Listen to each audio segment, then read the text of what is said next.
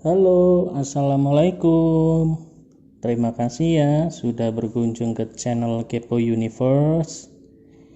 Gimana nih kabar kalian hari ini? Semoga senantiasa selalu sehat ya. Dan jangan lupa sebelum belajar, baca doa belajar dulu ya. Oh iya, ini adalah video kaitannya dengan kelanjutan dari kopling di kendaraan ringan. Nah, pada video kali ini nanti kalian akan dijelaskan tentang cara kerja kopling manual. Nah,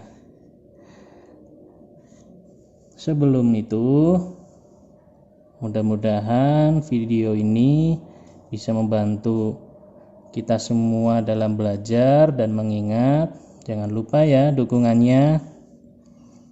Oh ya, tetap menjaga protokol-protokol pencegahan COVID-19 ya di rumah, dan tetap juga jaga kesehatan di rumah.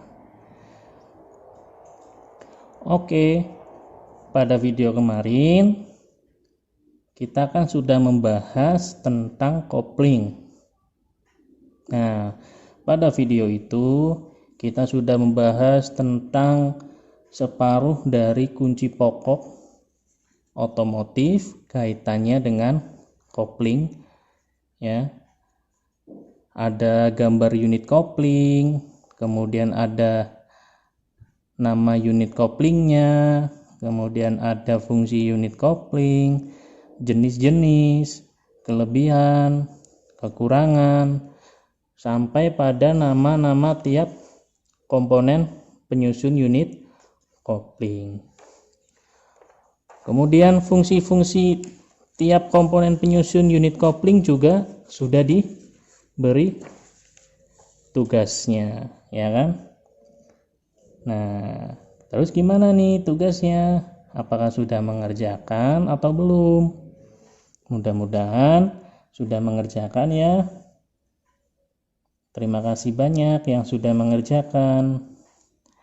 Poin penting dalam hal ini yaitu mengajari kalian bahwa mencoba berusaha sebaik mungkin adalah hal yang terbaik untuk menyelesaikan tantangan kalian. Oke, terima kasih ya. Terus gimana yang belum mengerjakan? Ayo, yang belum mengerjakan semoga dibukakan pintu hatinya ya. Amin. Semoga di hati kalian belajar itu menjadi suatu kebutuhan, bukan menjadi beban. Apalagi di kondisi yang ada COVID seperti ini. Ya, tetap semangat, jaga kondisi, dan tetap berjuang dalam belajar. Oke, saya tunggu ya yang belum mengerjakan. Oke, kita masuk ke materi tentang kopling manual. Nah, sebelum kita bahas tentang kopling manual, cara kerjanya, alangkah baiknya kalian tahu dulu apa itu pedal kopling ya. Kemudian apa itu tuas transmisi ya. Ayo, ada yang tahu? Terus di mana sih letaknya? Oke. Ini adalah sebuah mobil. Mobil ini adalah salah satu jenis mobil dalam kendaraan ringan. Ya. Di mobil, di sisi bagian dalam tempat duduk kemudi, ya, tepatnya di bagian kaki si pengemudi, itu ada 3 buah pedal ya. Pedal ini Ciri khasnya jika ada 3 berarti itu adalah mobil bertipe kopling manual. Pada pedal sisi kanan, ini ya, pada pedal sisi kanan adalah pedal gas. Nah, pedal itu digunakan untuk menaikkan RPM mesin sehingga putaran mesin akan semakin cepat ya. Ini pedal sisi kanan ya. Kemudian pada sisi tengah itu adalah pedal rem. Pedal rem ini digunakan untuk menghentikan ataupun memperlambat laju kendaraan. Nah, jadi ketika mobilnya mau dihentikan atau diperlambat bisa menggunakan pedal rem. Ya. Kalau mobilnya mau dipercepat bisa menggunakan pedal gas. Ya. Kemudian pada sisi kiri, ini ya, yang paling kiri adalah pedal kopling. Pedal kopling inilah yang nanti akan dibahas lebih jauh lagi. Nah, jadi semua pedal ini digunakan atau cara menggunakannya dengan cara diinjak. Diinjak oleh siapa? Oleh kaki sang pengemudi. Untuk pedal gas dan pedal rem ini biasanya akan dioperasikan oleh kaki kanan sang pengemudi, sedangkan pedal kopling akan dioperasikan oleh kaki kiri sang pengemudi. Nah, mengingat di sini kita membahas kopling manual, maka pada mobil ini akan membutuhkan yang namanya transmisi manual ya. Karena ada kopling manual berarti harus ada transmisi manual. Nah, transmisi manual ini itu letaknya ada di samping tempat duduk pengemudi ya, yang dapat dijangkau oleh tangan kiri. Apa sih transmisi manual itu? Nah, transmisi manual itu gambaran singkatnya ketika kalian akan memasukkan gigi 1 ya, atau gigi persneling 1 atau gigi kecepatan 1, gigi kecepatan 2, 3, 4, 5, bahkan mundur maupun netral.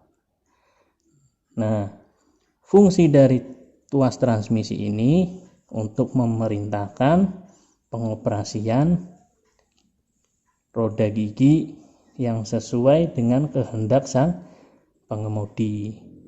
Jadi pengemudi mau memindahkan roda giginya ke posisi mana, apa gigi 1 atau gigi mundur, semua nanti diatur oleh tuas transmisi.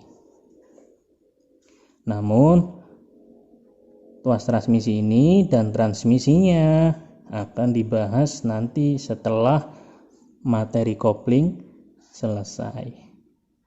Kita fokusnya pembahasan kopling terlebih dahulu. Oke? Ya. Nah, pada saat kita akan belajar tentang mobil, kita harus tahu dulu ya gambaran SOP tentang menyalakan mesin mobil. SOP itu apa? Standar operasional prosedur. Jadi standar operasional prosedur ini digunakan untuk keselamatan yang akan menyalakan mobil, keselamatan mobilnya, dan keselamatan orang sekitar. Gitu ya. Jadi gambarannya, sebelum kalian menyalakan mesin mobil, itu yang pertama, pastikan dahulu kalian sudah masuk ke dalam mobil, ya. Wajib ketika kalian mau masuk atau menyalakan mobil, itu kalian wajib untuk masuk ke dalam mobil. Masuknya di sebelah mana? Di sebelah atau di posisi tempat duduk sang pengemudi. Yang kedua, kalian harus memastikan pintu mobil tertutup, ya. Jadi kaki kalian tidak boleh berada di luar.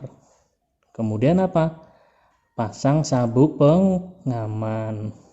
Ini sabuk pengamannya, ya. Agar kalian tidak terjadi apa-apa ketika tiba-tiba mobil itu melaju dengan sendirinya, ya. Kemudian pastikan tuas transmisi pada posisi netral, ya. Jadi pada posisi netral kalian harus diposisikan. Kemudian yang keempat adalah pastikan handrem dalam keadaan aktif atau posisinya ditarik. Nah, ini ya. Ini ya. Dalam keadaan aktif itu artinya dia tertarik ke arah belakang. Selanjutnya yang kelima, pastikan kalian injak dengan dalam pedal kopling dengan kaki kiri, ya. Diinjak dalam-dalam. Ini tujuannya untuk membebaskan aliran tenaga atau memutuskan aliran tenaga. Nah, yang terakhir barulah yang keenam, ini masukkan kunci ke lubang kunci. Barulah mobil dinyalakan. Dengan catatan ketika menyalakan mobil, pedal kopling harus masih dalam keadaan diinjak. Gitu ya. Nah, selanjutnya kita akan membahas tentang cara kerja kopling. Yang pertama, kalian harus memahami dulu, ya, memahami komponen-komponen mana saja yang ada di gambar ini, ya. Kalian nggak perlu menjadi hal yang pusing kaitannya dengan tulisan bahasa asing ini, ya. Kalian cukup melihat nama-nama yang tertera dengan bahasa yang bisa kalian pahami, ya. Bahasa tekniknya ini, ya. Nah, komponennya apa saja? Nah, di sini ada pedal kopling atau clutch pedal, ya. Ada return spring atau pegas pengembali, ya. Kemudian di sini ada clutch cable atau kabel kopling.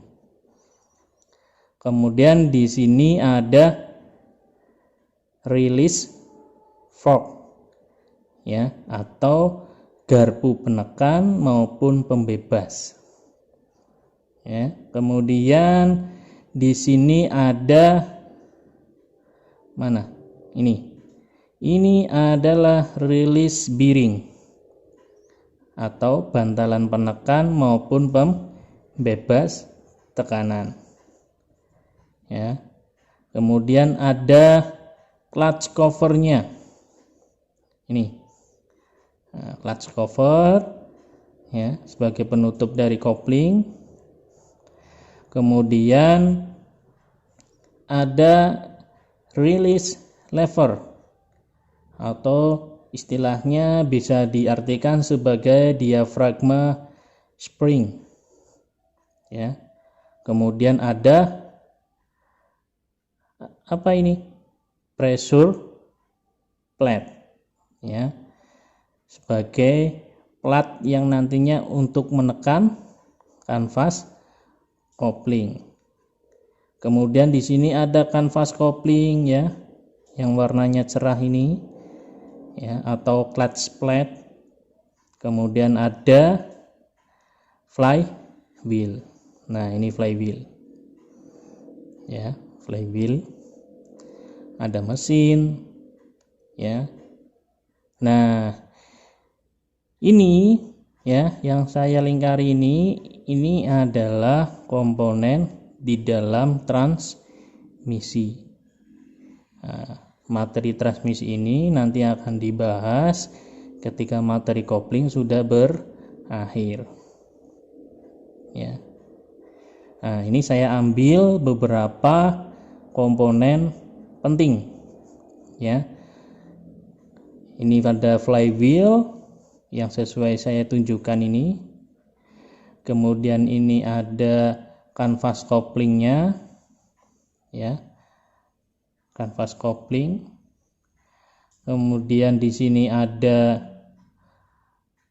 clutch kopling, ya, atau satu set diafragma springnya ini, clutch cover. Kemudian di sini, nah, ini adalah input shaft transmisi, ya. Sekali lagi, ini adalah input shaft transmisi. Input shaft ini nanti ujungnya ini yang kecil akan masuk melalui lubang di antara diafragma spring dan menuju ke hub pada kanvas kopling, ya. Ini input shaft transmisi akan masuk melalui lubang di antara diafragma spring ini, ya, yang bulat. Kemudian nanti akan masuk ke dalam hub pada plat kopling, ya. Coba kalian lihat ini adalah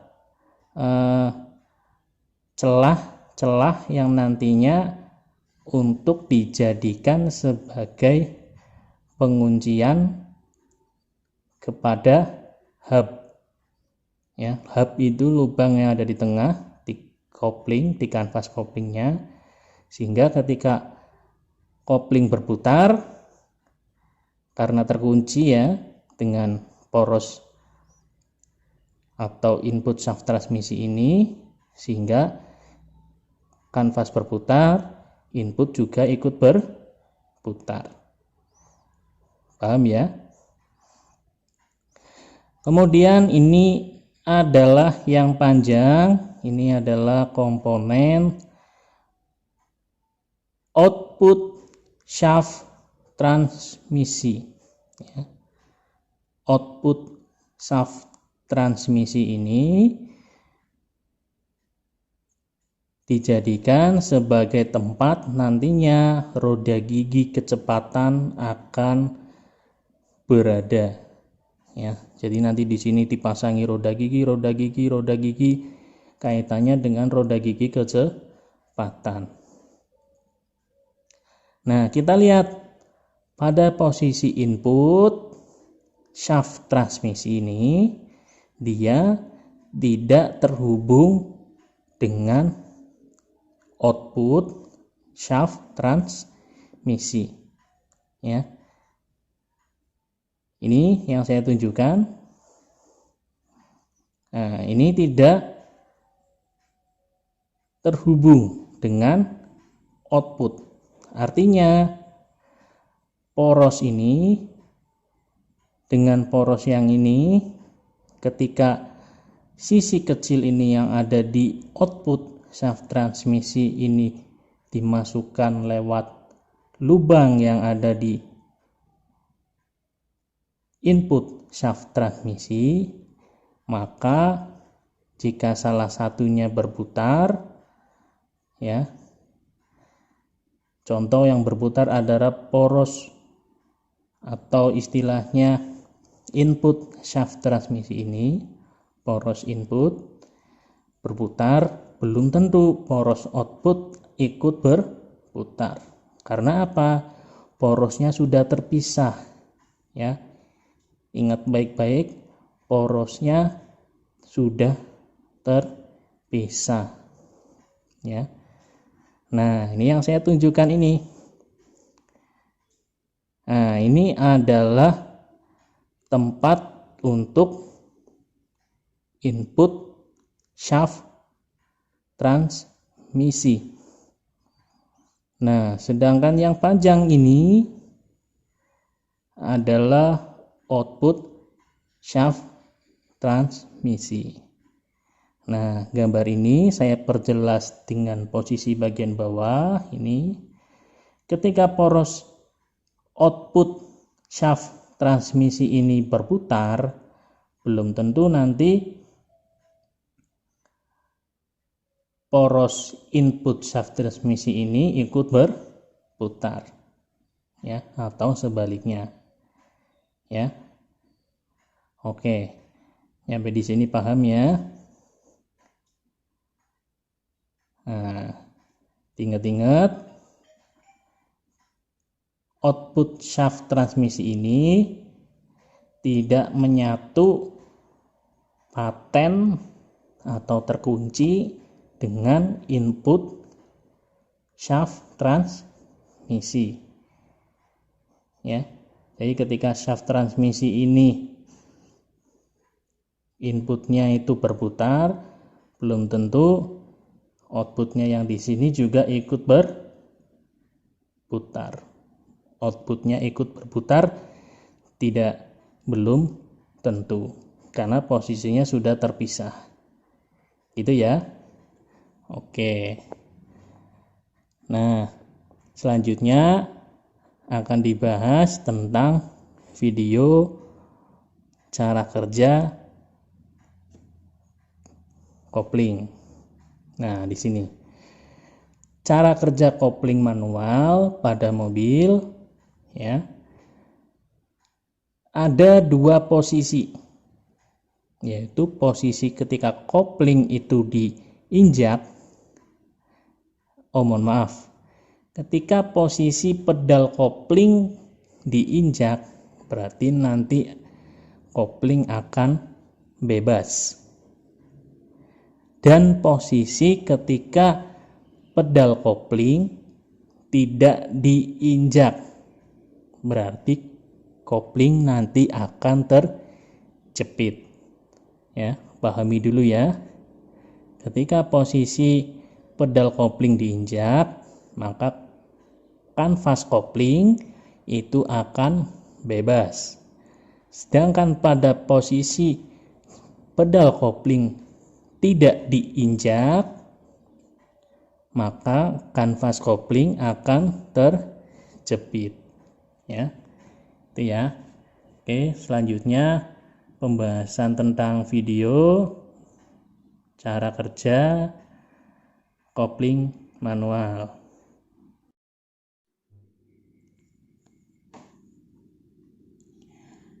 Oke, ini adalah cara kerja kopling ketika pedal kopling tidak diinjak. Pada saat pedal kopling tidak diinjak, maka posisi dari kanvas kopling ini masih terjepit di antara flywheel dan pressure plate, sehingga pada saat pedal kopling ini tidak diinjak, maka putaran dari mesin, ya, dari hasil pembakaran piston, sehingga piston akan menggerakkan poros engkol, maka poros engkol ini akan berputar dan akan memutar flywheel, ya, memutar flywheel beserta kanvas kopling dan pressure plate.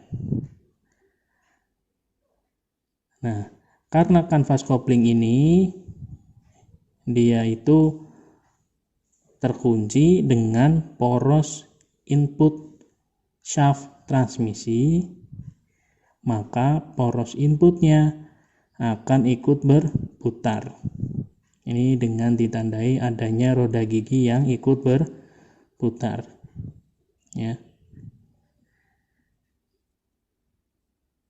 Itu adalah gambaran ketika kopling pedalnya itu tidak diinjak, sehingga posisinya itu masih terhubung antara flywheel, kanvas kopling, rumah kopling itu masih terjepit.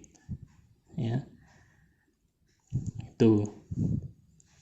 Kemudian ketika posisi pedal kopling diinjak, ya, ini pedal koplingnya diinjak, maka yang akan terjadi itu kanvas kopling ini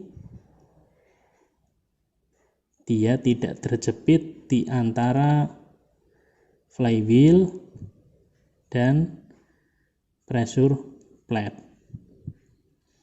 Karena efek tidak terjepitnya ini, tidak terjepitnya kanvas kopling, maka putaran mesinnya otomatis tidak terhubung.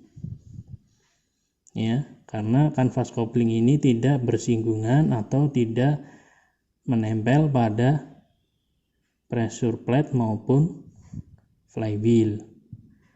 Nah, jadi walaupun mesinnya ini dia masih berputar, masih bergerak, karena pedal koplingnya diinjak, berarti kanvas kopling ini akan terbebas. Terbebasnya kanvas kopling ini berefek pada berhentinya kanvas kopling berputar. Ya. Berhentinya kanvas kopling ini berputar, maka input transmisi juga akan berhenti berputar. Nah, ini ditandai dengan roda gigi yang berada di input shaft transmisi itu berhenti. Ya, ini gambarannya ketika mesin mobil kalian cuma dinyalakan tapi mobilnya terparkir, ya, tidak bergerak maju maupun mundur, gitu ya. Nah, sekali lagi, ini ketika posisi mobil cuma menyala mesinnya dan tidak bergerak maju. Ketika pedal kopling tidak diinjak, maka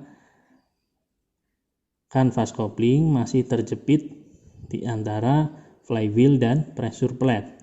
Efek dari jepitan ini akan memutar kanvas kopling yang terhubung dengan input shaft transmisi, sehingga efeknya roda gigi input itu akan ikut berputar, ya,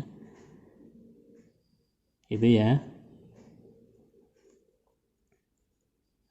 Ini artinya mesin tenaganya, ya, sudah terhubung menuju ke transmisi. Cuman terhubungnya ini berkat siapa? Ya, berkat kanvas kopling yang telah terjepit oleh flywheel dan pressure plate. Nah, jadi aliran tenaga dari mesin menuju ke kopling dan ke transmisi. Ya, transmisinya berputar, cuman roda gigi kecepatannya belum dimasukkan. Ya, karena ini gambaran mesin mobil ketika menyala, kemudian mobil itu dalam keadaan diam, berhenti atau posisi parkir, dan pada posisi pedal kopling tidak injak.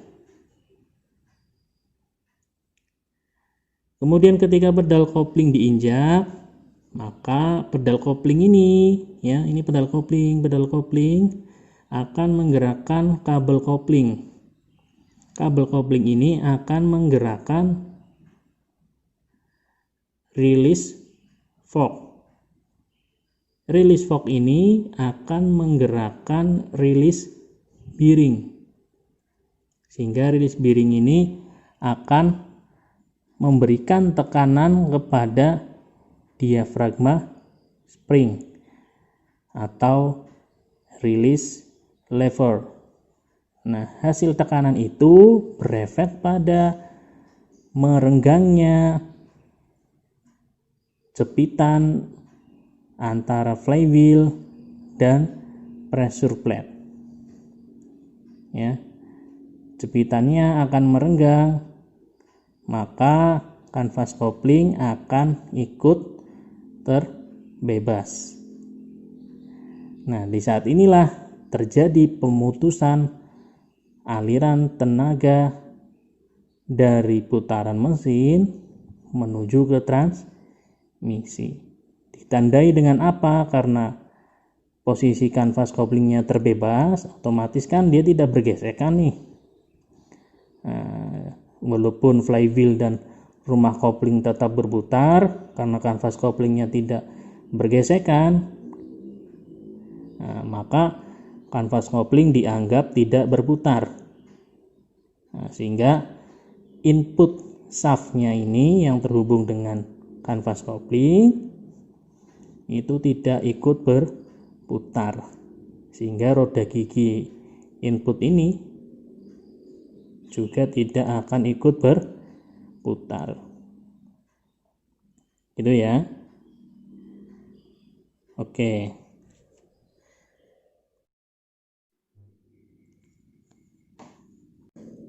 Saya mau ngasih nasihat bahwa selalu ada harapan bagi mereka yang sering berdoa, dan selalu ada jalan bagi mereka yang sering berusaha.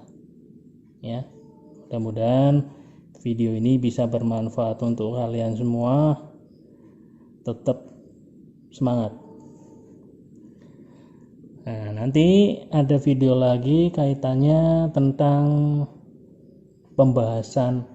masih pada pembahasan kopling, namun akan dibahas mengenai tentang troubleshooting, kemudian dari troubleshooting pada sistem kopling manual, kemudian nanti ada kaitannya dengan proses pengukuran pada kopling, ya kan, sistem kopling, dan ada kaitannya dengan ciri-ciri keausan.